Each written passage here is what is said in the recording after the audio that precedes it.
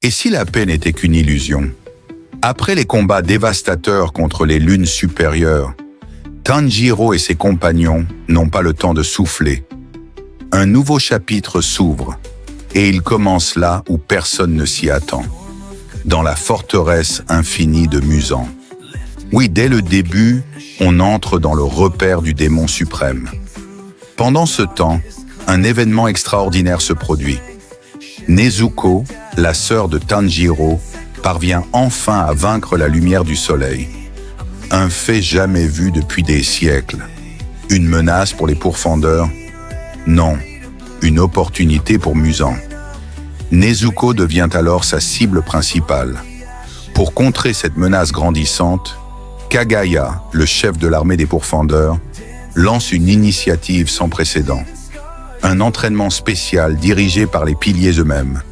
Chaque pilier impose un régime brutal. Force physique avec Tengen Uzui, souplesse avec Mitsuri, réflexe avec Michiro, concentration avec Obanai et endurance avec Sanemi, l'impitoyable pilier du vent. Tanjiro, fidèle à lui-même, se jette dans cet entraînement avec une détermination sans limite. Il souffre, chute, mais se relève toujours. Même les piliers, réputés intraitables, finissent par le respecter. Mais au-delà des muscles et des techniques, un autre mystère prend de l'ampleur, celui des marques appelées Banwen. Ces marques, qui apparaissent sur les corps de certains pourfendeurs, leur offrent une puissance incroyable, mais au prix de leur vie. Tous ceux qui les ont portés par le passé sont morts avant 25 ans. Tanjiro, Muichiro et Mitsuri en ont déjà les stigmates. La pression monte. Et puis, il y a Giyu Tomioka. Le discret pilier de l'eau refuse de participer à l'entraînement. Pourquoi? Parce qu'il porte un lourd fardeau, la mort de son ami Sabito, à la sélection finale. Il se sent indigne du titre de pilier.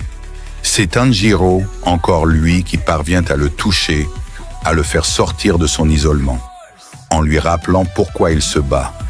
Mais pendant que l'armée se prépare, Muzan, lui, n'attend pas. Il observe, il planifie, il veut Nezuko. Et il sait que le moment venu, il frappera fort. Entre-temps, les tensions internes ressurgissent. Genya, le frère de Sanemi, a mangé de la chair de démon pour devenir plus fort. Sanemi ne le supporte pas et les deux frères en viennent presque aux mains. Tanjiro est obligé d'intervenir, une fois de plus. Pourtant, malgré les conflits, malgré la douleur, une chose est claire, chaque membre se renforce, l'unité se forme, une dernière ligne droite avant l'assaut final. La guerre approche, les piliers sont prêts, et Tanjiro n'a jamais été aussi déterminé.